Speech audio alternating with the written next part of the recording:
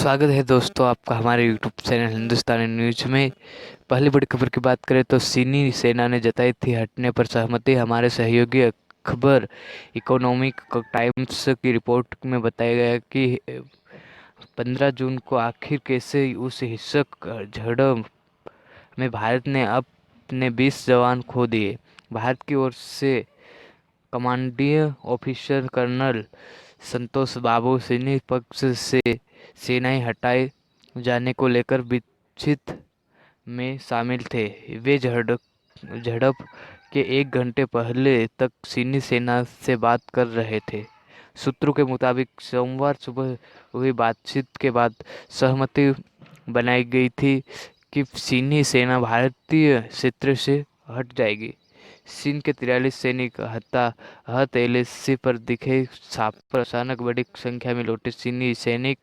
Commanding officer करीब 50 जवानों की पार्टी के साथ स्टेट ऑफ पॉइंट का जायजा लेने गए थे। वह यह देख रहे थे कि वादे के मुताबिक चीनी सैनिक वापस गए हैं या नहीं, लेकिन चीन ने एक बार फिर चालबाजी की। भारतीय सेना जब एलएसी के इस और अवैध रूप से बनाई चीनी ढांचे तोड़ रहे थे, तभी बड़ी संख्या में चीनी टुकड़ी वापस आ धमकी। सूत्रों के मुताबिक करीब 250 चीनी सैनिक पेट्रोल पंप सौदा पर जमा हो गए। इन लोगों को भारतीय जवानों ने भारत की सीमा में घुसने से रोका। तभी कांटेदार डंडे लेकर चीनी सैनिक ने उन पर हमला कर दिया। चीन पर भरोसा करना भारत के लिए ठीक नहीं। अब उफान पर बह रही गलवान नदी में बहे जवान। दोनों सेनाओं के बीच यह झड़प गलवान नदी के बीच में हो रही थी। गलवान नदी इस वक्त में उफान पर है और तेज धारा में बह रही है।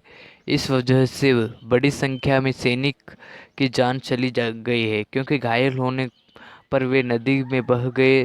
भारतीय सैनिकों को पीपी 14 पर पहुंचने के लिए 5 जगहों पर गलवान नदी को पार करना पड़ता है।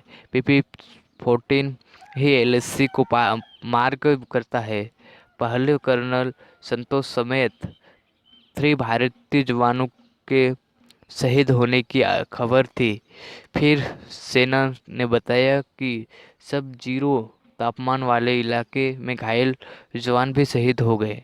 चीन ने एलएसी बदलने की कोशिश। भारत चीन के 43 सैनिक हताहत। इस हड़प में चीन को भी भारी नुकसान हुआ है। सरकारी सूत्रों के मुताबिक चीन के सैनिकों के बीच बातचीत से पता चला है कि उसके 43 सैनिक हताहत हुए हैं।